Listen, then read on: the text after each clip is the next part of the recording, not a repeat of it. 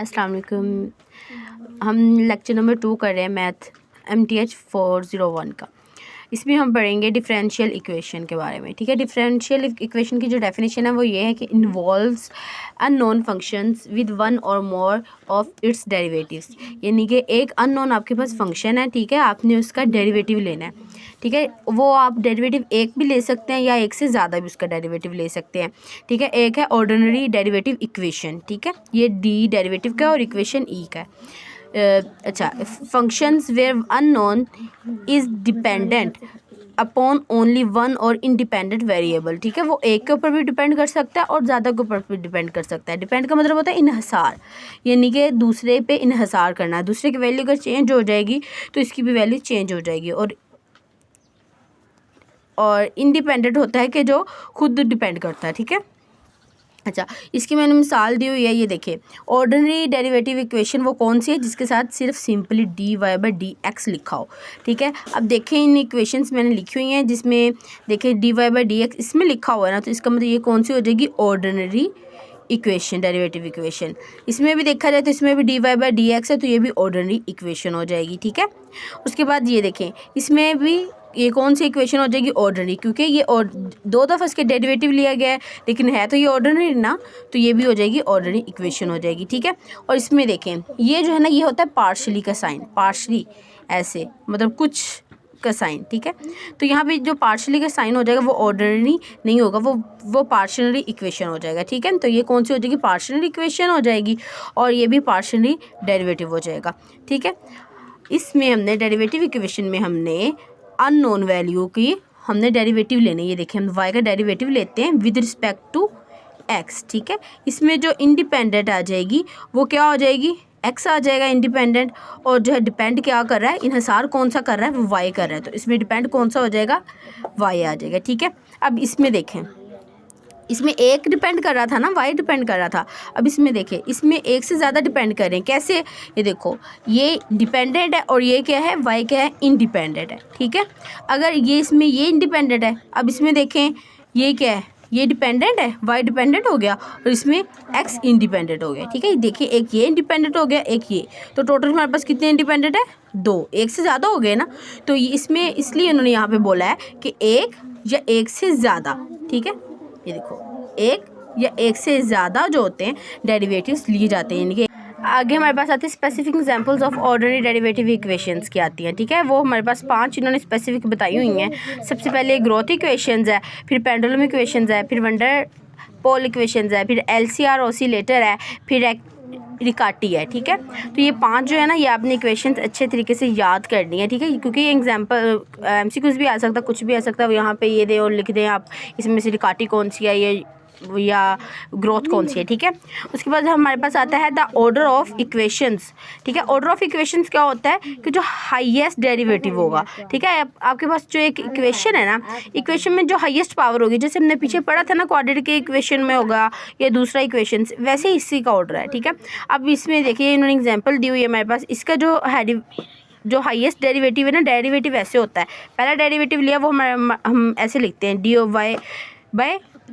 dy/dx। ठीक है, और दूसरा डेरिवेटिव अगर हम डबल लेंगे तो d का स्क्वायर बाय dx का स्क्वायर, फिर तीसरा लेंगे तो हमारे पास आ जाएगा d का क्यूब बाय dx का क्यूब। ठीक है, लेकिन इसमें देखो सबसे हाईएस्ट पावर क्या है, 2, तो इसका मतलब क्या है, इसका ऑर्डर क्या आ जाएगा हमारे पास, 2। ठीक है, इसका हम ऑर्डर 3 नहीं लिखेंगे, क्यों, क्योंकि जो हम डेरिवेटिव लेंगे ना, उसका जो आंसर आएगा ना, उसका क्यूब यहाँ पे आएगा। ठीक है, अगर यहाँ पे 3 होता ना, फिर हमने लिखना था कि इसका ऑर्डर क्या है, मेरे पास 3 है। ये बात को अपने जहन में रखना है। ठीक है, अब दूसरा देखें, दूसरे में हमारे पास देखें तो पार्शली की पावर क्या आएगी है, 4, तो यहाँ पे क्या है, 2। ठीक है, तो हाईएस्ट क्या है, 2 है कि 4 है ना, तो इसका मतलब इसका ऑर्डर पार्शली डेरिवेटिव का ऑर्डर क्या आ जाएगा, 4 आ जाएगा। अगर यहाँ पे 8 होता तो हम इसका ऑर्डर क्या लिखते, 8। जैसे हम इसका ऐसे लिखेंगे ना, d पार्शली बाय dx, फिर आगे ये 1 आ जाएगा, फिर आगे d का स्क्वायर आ जाएगा, फिर d का 3 क्यूब आ जाएगा, फिर d का 4 ऐसे।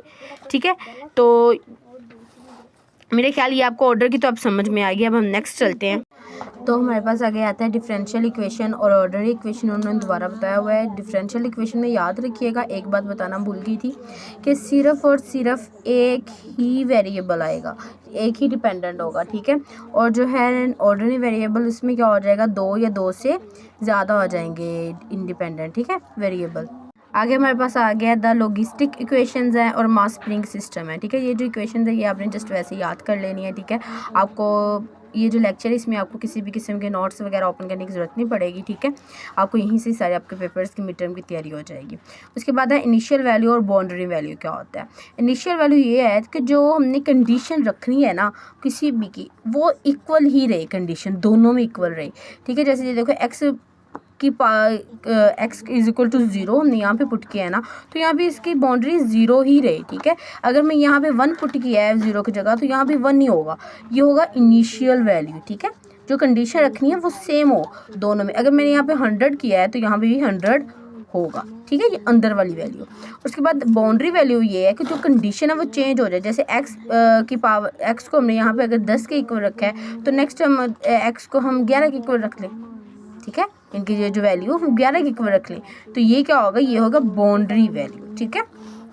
याद रखिएगा इनिशियल में क्या है, कंडीशन सेम होती है, वो चेंज नहीं होती दोनों में, और बाउंड्री में जो चेंज होती है, ठीक है, उसमें सेम नहीं होती।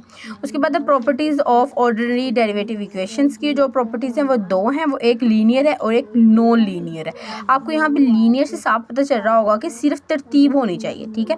जैसे मिसाल के तौर पे एक इक्वेशन आपको बताती हूँ, मैं यहाँ पे लिखती हूँ डेरिवेटिव्स ऑफ वाई का ले लेती हूँ, derivative of D of x plus derivative 2 लिया है वाई डी ऑफ एक्स, ये ऐसे सोन लेते जाएँ, तो यहाँ पे हम y की वैल्यू क्या हो जाएगी, 1 ही रहे, ठीक है। ये हो जाएगी लीनियर, y की वैल्यू 1 रहे। और यहाँ पे नॉन लीनियर से क्या मुराद है कि 1 y की वैल्यू 1 ना रहे, वो चेंज हो जाए। तो D you by D x और प्लस डी यू का स्क्वायर ओवर डी एक्स, देखे इसकी पावर चेंज हो गई है ना, तो ये क्या हो जाएगा हमारे पास नॉन लीनियर। इसके एक और मिसाल है, अगर मैं यहाँ पे लिखूँ U D you by D x ले लूँ, यहाँ पे ये देखो ये दोनों एक ही साथ मल्टीप्लाई हो रहे हैं, फिर डी वाई स्क्वायर आ जाएगी, तो इसका मतलब ये लीनियर इक्वेशन नहीं है। लीनियर इक्वेशन वो है जिसमें पावर एक ही रहे, और नॉन लीनियर में वो है कि उसकी पावर ज़्यादा हो जाए, चेंज हो जाए, ठीक है। उसके बाद हमारा जो आता है वो है सुपरपोजिशन, ठीक है। सुपरपोजिशन क्या है, सुपरपोजिशन से मुराद है जो सबसे बड़ी वैल्यू, ठीक है। allows us to decompose problem into smaller to combine find solution to the original, ठीक है। हम सबसे पहले जो है ना, जो बड़ी रकम है उसे हम छोटे छोटे हिस्सों में तोड़ते हैं, ठीक है। फिर उन दोनों सब सोल्यूशन उनको अलग अलग सा सोल्यूशन निकालते हैं, उन्हें कंबाइन कर लेते हैं, तो हमारा ओरिजिनल प्रॉब्लम का सोल्यूशन निकल आता है। आपने देखा होगा अक्सर हमारे पास जो एक्स की वैल्यू 4 होती है, हम इसे तोड़ देते हैं ना, 2 का स्क्वायर बना लेते हैं ऐसे, ठीक है। तो जब हम इसे तोड़ देते हैं, ठीक है, फिर इसे कंबाइन करते हैं, हमारे पास ओरिजिनल प्रॉब्लम का जो सॉल्यूशन वो आ जाता है, ठीक है। उसके बाद हमारे पास आता है एक्सप्लिसिट और इम्प्लिसिट, ठीक है।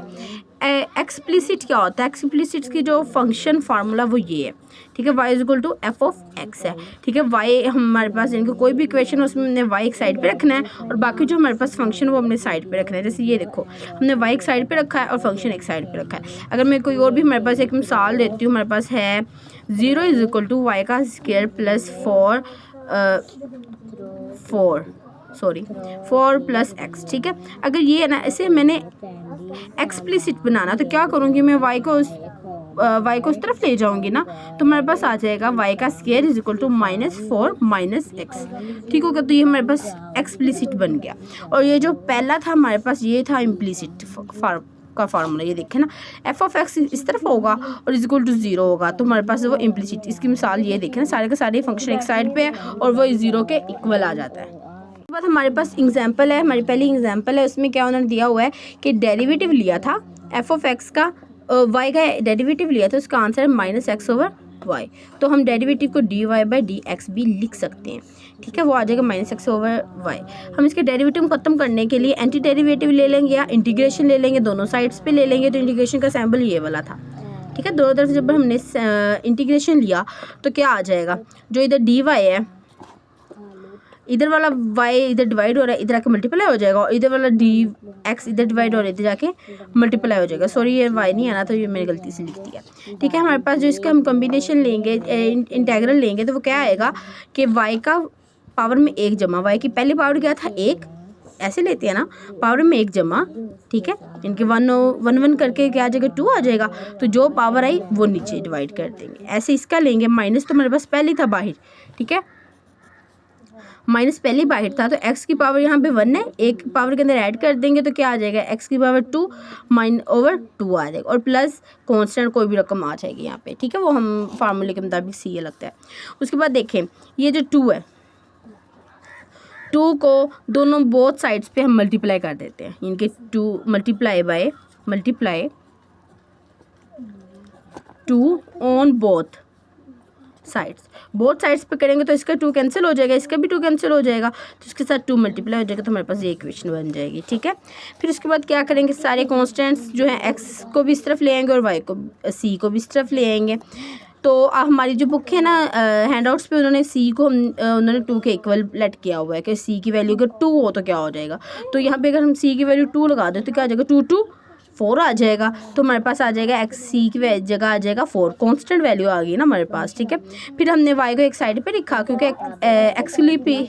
एक्सप्लिसिट्स जो वैल्यू होती है वो यही होती है ना, y को एक साइड पे होता है, बाकी फंक्शन एक साइड पे होता है, तो बाकी को मैं इस साइड पे ले गई हूँ। तो हम दोनों तरफ अगर मैं डेरिवेटिव लूँ, तो अंडर रूट लूँ, तो मेरे पास क्या आ जाएगा, इसका अंडर रूट कैंसिल आउट हो गया, तो अंडर रूट इसका लेके जमा माइनस अंडर रूट 4 - x का स्क्वायर, अंडर रूट को हम 1/2 भी लिख सकते हैं। और ये जो हमारे पास वैल्यू है ये आई है इम्प्लिसिट की वैल्यू, क्योंकि हमारे पास पूरा फंक्शन बराबर होता था 0 के, और ये हमारे पास जो वैल्यू आई है ये वाली जो वैल्यू है वो आई है एक्सप्लिसिट्स की।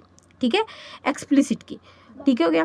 मेरा ख्याल है कि आपको बहुत अच्छे तरीके से समझ आ गया होगा, और ये जो मेरी जो है थोड़ी सी गड़बड़, इसे ज़रा आप इग्नोर करिएगा। ओके, और जो चीज़ आपको समझ में नहीं आई कमेंट में ज़रूर बताइएगा, और मेरे चैनल को ज़रूर सब्सक्राइब करिएगा। ओके, अल्लाह हाफिज़।